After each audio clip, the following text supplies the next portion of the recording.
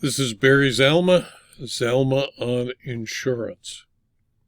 Today I'd like to talk about conflicting court decisions regarding mold exclusions. Because after the Ballard-Allison case came down, giving a great deal of money to the Ballards, insurance companies started writing exclusions for mold claims, believing that the Ballard-Allison case was a mold case rather than just a bad faith insurance claims case. Insurance companies in most states have been permitted to exclude mold coverage from new and existing policies. There are hundreds, perhaps thousands of pending cases against homeowner insurance carriers seeking coverage for losses incurred as a result of mold contamination. Similarly, cases exist concerning commercial property claims and some third-party commercial general liability policies. In many of the policies, damage caused by mold contamination is expressly excluded from coverage. In the face of this exclusion, homeowners often take the position that their claimed damages were not caused by mold, but rather that the damage was caused by some form of water intrusion which resulted in mold contamination or some other covered peril, and therefore the loss is covered. Insurers often contend that the exclusions apply to any claimed damages concerning mold, arguing either that the damage itself was caused by mold or some other excluded cause or event. State courts that have faced this issue cannot agree. Some have held that the caused by exclusion applies to all mold damage, while other courts have found an ambiguity in the exclusion. Summary judgment for either party is almost impossible, because coverage decisions are determined by the facts presented at trial. The most recent ISO forms, which are used by many insurers in their homeowners and commercial property policies, contain the following exclusion regarding mold. Quote, "We will not pay for loss or damage caused directly or indirectly by mold. Such loss or damage is excluded, regardless of any other cause or event that contributes concurrently or in any sequence to the loss. But if mold results in a covered cause of loss, we will pay for the loss or damage caused by that covered cause of loss." Close quote. Courts across the country have reached different conclusions regarding its meaning and applicability. Some of the most significant cases are summarized below. Vice versus State Farm Lloyds, a Texas case where the Vice plaintiffs sustained flooding and related damage to their home and filed a claim with their insurer under their flood insurance policy. The insurer paid them $48,626 under the policy for home repairs and replacement of flood-damaged property. 1 week after the flood, plaintiffs discovered black mold, the classic Stachybotrys, growing throughout the residence and filed a claim for mold contamination. The insurer paid plaintiffs $34,425 for non-covered mold remediation in those areas of the home where there was evidence of pre-flood water leaks, but according to the complaint did not compensate plaintiffs for damage caused by the mold. The insurance policy exclusion was fairly clear, and it stated that we do not cover loss caused by rust, rot, mold, or other fungi. We do not cover ensuing loss caused by collapse of a building or any part of the building water damage if the loss would otherwise be covered under this policy." Close quote. The Federal District Court and the Fifth Circuit found there were conflicting opinions about the interpretation of the ensuing loss provision. The Fifth Circuit therefore certified a question to the Texas Supreme Court in December of 2004. In 2006, the Texas Supreme Court answered, pointing out that the rules for construing insurance policies require a court to construe a policy according to what it says, not what regulators or individual insurers thought it said. Ambiguities in the plain language must be settled in favor of consumers, but they must appear in the policy itself. "We cannot," the court stated, "create ambiguities from previous policies, an agency's interpretation, or a mold crisis."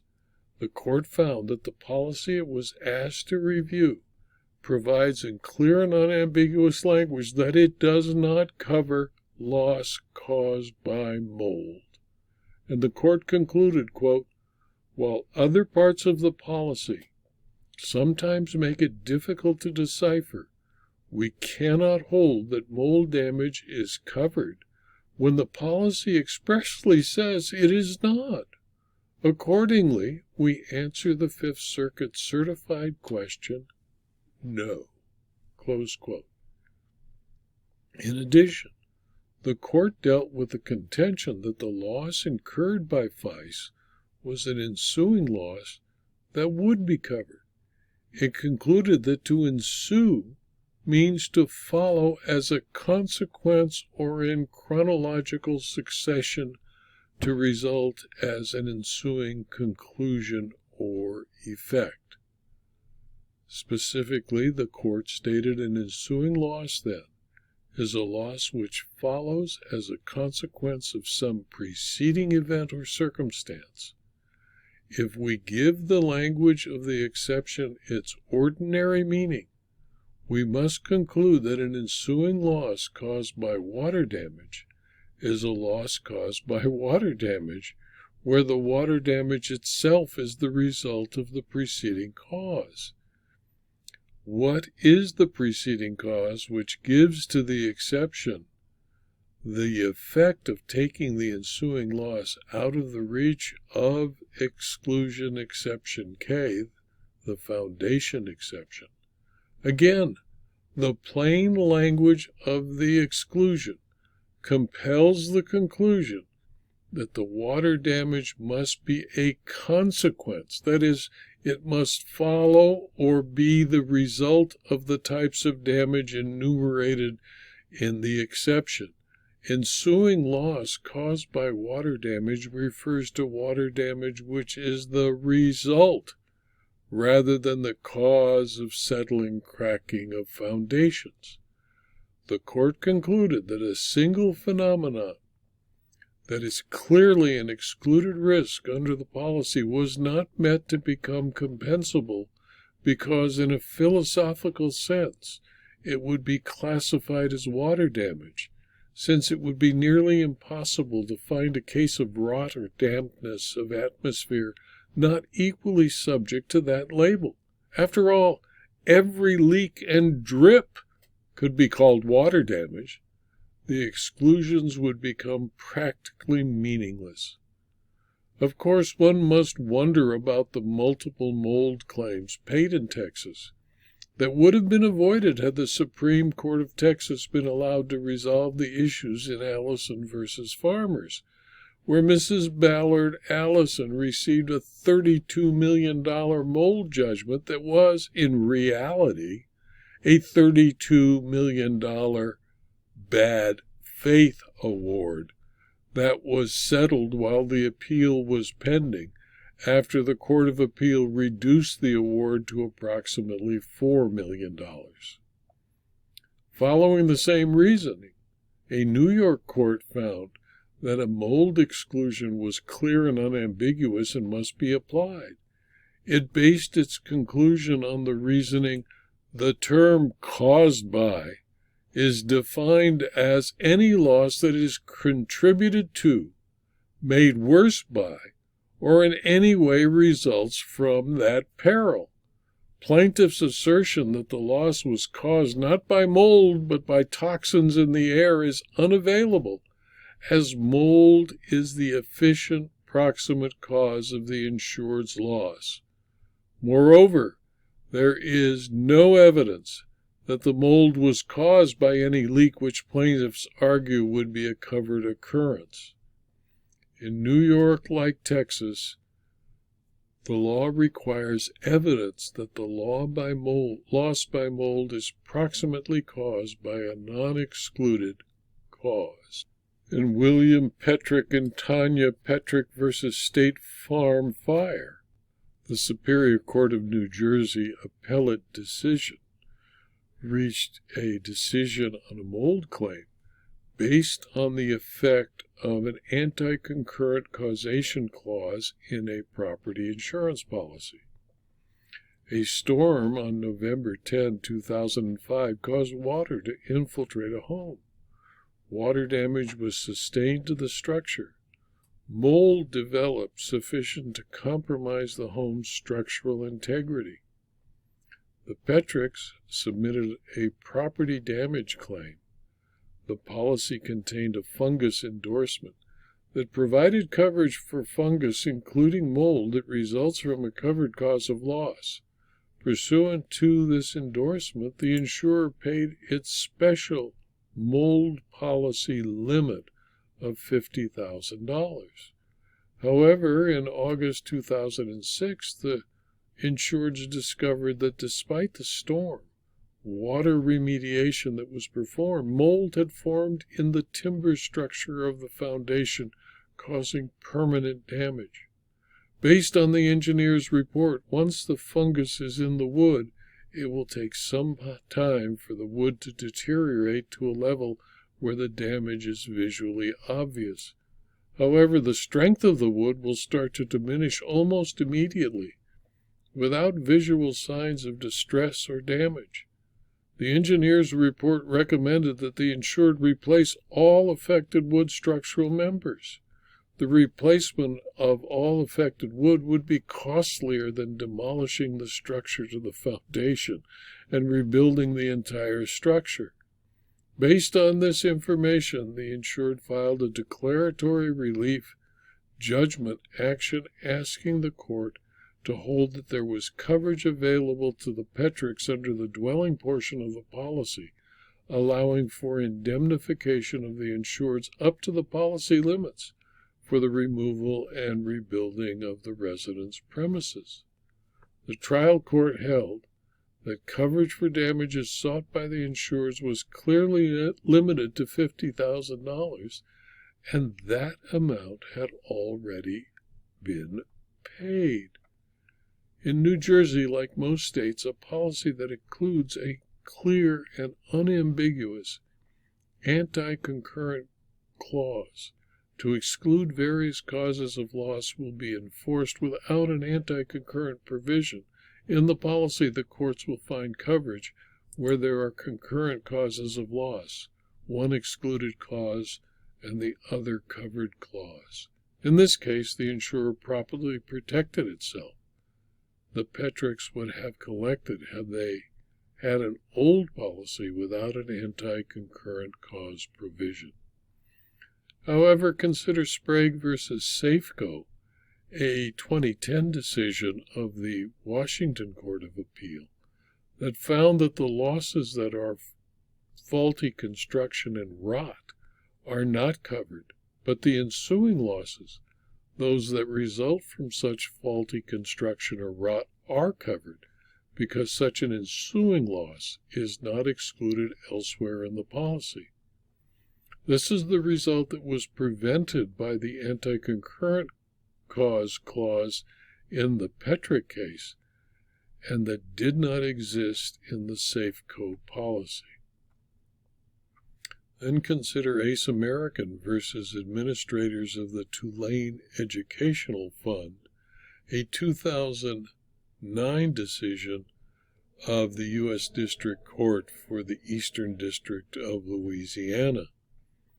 Tulane argued that because the definition of flood, meaning flood, floodwaters, surface water, waves, tide, or tidal water, the release of water, the rising, overflowing, or breaking of boundaries of natural or man-made bodies of water, or the spray from any of the foregoing, all whether driven by wind or not, caused Tulane to argue that the definition did not specifically include damage caused by water backed up through sewers or drains, which the policy covered.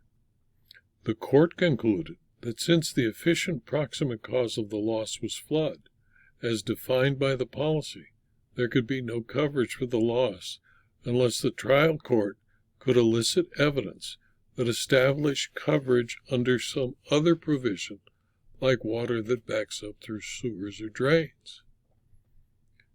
In Deutsche versus State Farm, a 2009 decision of the Eastern District of Louisiana, the U.S. District Court found that an exclusion in a State Farm policy was clear, unambiguous, and enforceable. And since the endorsement modifying the mold exclusion precluded coverage regardless of the cause, it was immaterial whether the mold present was the direct result of wind-driven rain entering the house or whether the mold constituted the peril that caused damage to the property. The U.S. Court of Appeal for the Sixth Circuit in TMW Enterprises versus Federal, a 2010 decision, found that while the faulty workmanship exclusion in an insurance policy applies to loss or damage caused by or resulting from a construction defect, the ensuing loss provision clarifies that the insurance company could not use the exclusion to avoid coverage for losses remotely traceable to an excluded clause. The policy wording provides, at the end of the exclusion, and the other three that go with it, the contract says that all four exclusions do not apply to ensuing loss or damage caused by or resulting from a peril not otherwise excluded. The court noted that among the definitions of ensuing is the meaning that something follows in chronological succession. If a water leak had shorted an electric socket and started a fire, any fire damage would be covered in light of the ensuing loss clause. Thus, if, on the one hand, the damage came naturally and continuously from the faulty workmanship, unbroken by any new independent cause, it would be excluded. But if, on the other hand, the later in time loss flows from a non-foreseeable and non-excluded cause, it is covered. The summary judgment was reversed to allow the plaintiff to present evidence as to ensuing loss damages. This video was adapted from my book Mold Claims Volume 2, which is available as both a Kindle book and a paperback from Amazon.com. If you found this video to be useful or interesting to your colleagues, please pass it on. It's free.